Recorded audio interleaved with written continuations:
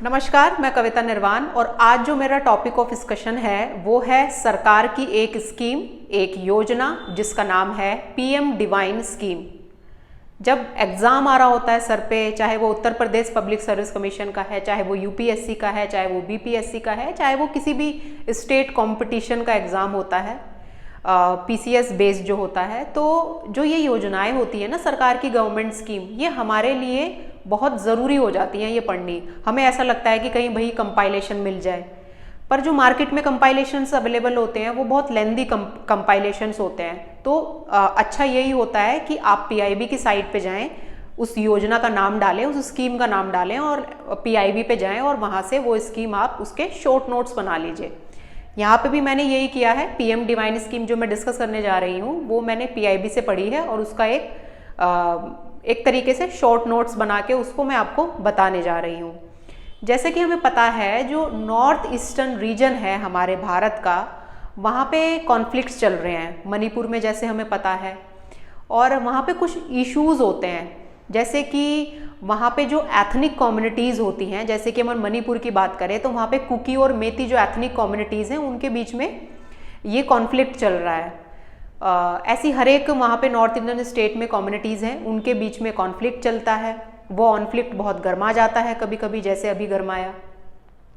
ये जो ethnic communities होती हैं वो अपने अपने क्लेम करने लगती हैं वहाँ के रिसोर्सेज पर।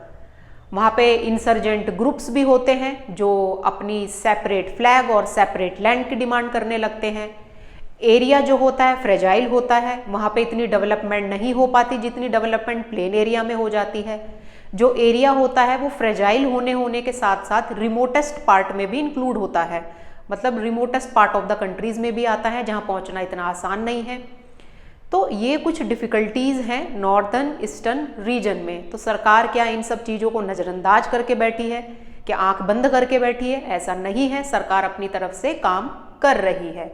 वो किस तरीके से काम कर रही है? वो अपनी योजनाएं बनाती है। उसी में से एक योजना है पीएम डिवाइन स्कीम, जिसका अगर फुल फॉर्म है वो है प्रधानमंत्री development initiative for north eastern region. अच्छा, डिवाइन से मुझे याद आता है, कभी कभी मुझे ऐसा लगता है कि जो सरकार में ना कोई वेद और पंडित बैठे हैं जो ऐसे ऐसे नाम दे देते हैं। पीएम डिवाइन स्कीम मतलब डिवाइन, ठीक है। अमृत काल कब तक चलेगा? 2047 तक, 2047 तक अमृत काल चलेगा। आज़ादी का अमृत महोत्सव, ये कौन सा अमृत है?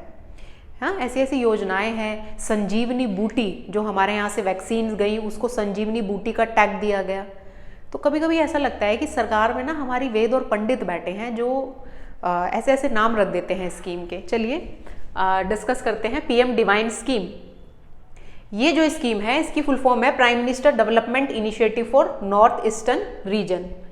ये जो स्कीम होती है ये अनाउंस्ड हुई थी, इस वाले बजट में नहीं अनाउंस्ड हुई थी, ये पिछले वाले बजट में अनाउंस्ड हुई थी। 2022-23 के बजट में ये जो स्कीम है, ये जो भारत की योजना है, भारत सरकार की ये योजना है, ये लॉन्च होती है। कौन से बजट में? 2022-23 के बजट में। लिस्ट में है 7 प्रोजेक्ट और जो इनिशियल आउटले था इसका वो कितना था? 1500 करोड़। ये जानना जरूरी नहीं है इनिशियल आउटले, ठीक है।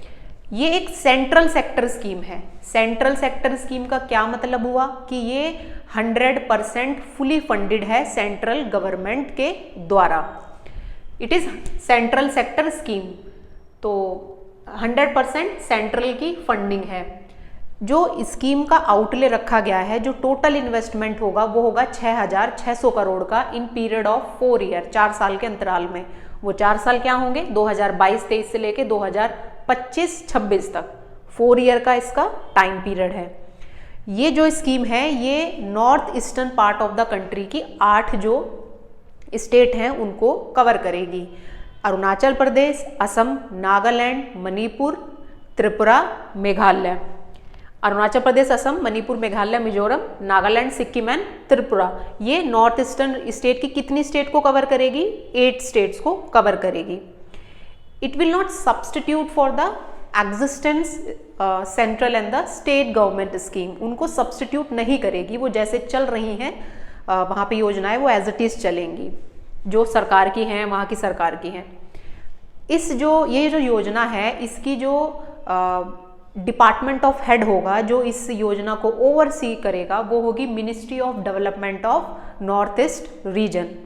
तो नॉर्थ ईस्ट रीजन के लिए सरकार ने अलग मिनिस्ट्री बनाई हुई है, उस मिनिस्ट्री का नाम है ministry of development of north east region, MDONER, ministry of development of north east region. ये जो हम सिक्योरिटी पढ़ते हैं ना, internal security, external security, GS paper 4 में, तो वहाँ पे भी हम इसको यूज़ कर सकते हैं, इस स्कीम को, इस मिनिस्ट्री को भी यूज़ कर सकते हैं। ऑब्जेक्टिव क्या है PM डिवाइन स्कीम के? पहला ऑब्जेक्टिव है कि इंफ्रास्ट्रक्चर जो गैप है वहाँ पे उसको डेवलप करना, इंफ्रास्ट्रक्चर में फंड देना और वहाँ के इंफ्रास्ट्रक्चर को डेवलप करना, क्योंकि रिमोटेस्ट पार्ट में आता है और इतना इजी एक्सेस जो होता है रोड का वहाँ पे नहीं है, तो इसलिए इंफ्रास्ट्रक्चर को गति देना अंडर PM गति शक्ति स्कीम। सोशल डेवलपमेंट प्रोजेक्ट्स पे काम करना, सोशल डेवलपमेंट प्रोजेक्ट्स को डेवलप किया जाएगा on the basis of the जो वहाँ के रीजन की नीड है।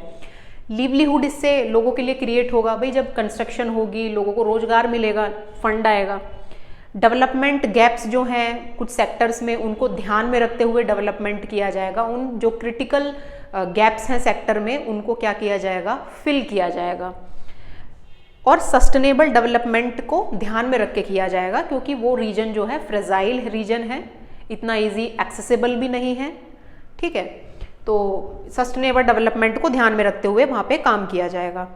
अब ये सरकार ने ऐसा क्यों किया, ये स्कीम क्यों लेके आई सरकार ने ministry of development of north eastern region क्यों बनाई, अलग से मिनिस्ट्री नॉर्थ ईस्टर्न रीजन के लिए? इसलिए बनाई जो कि बेसिक मिनिमम जो सर्विसेज हैं, बेसिक मिनिमम सर्विसेज जो वहाँ की नॉर्थ ईस्टर्न रीजन की, वो नेशनल एवरेज से बिलो हैं।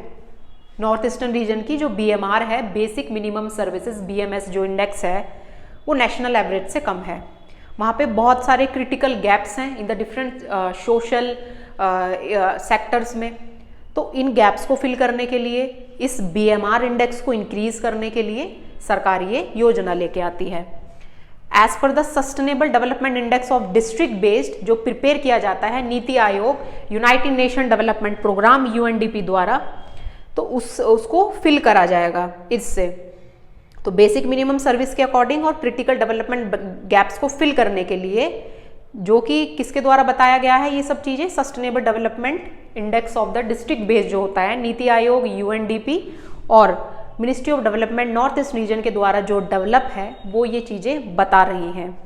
तो इन्हीं को एड्रेस करने के लिए, किसको एड्रेस करने के लिए, BMS, बेसिक मिनिमम सर्विस जो वहाँ पे नहीं अवेलेबल हैं, और ये जो शॉर्टफॉल्स हैं, ये जो क्रिटिकल गैप्स हैं डिफरेंट सोशल सेक्टर में, उनको फिल करने के लिए सरकार इस योजना को लेके आती है, जिस योजना का नाम है PM डिवाइन स्कीम, प्रधानमंत्री development initiative for north eastern region.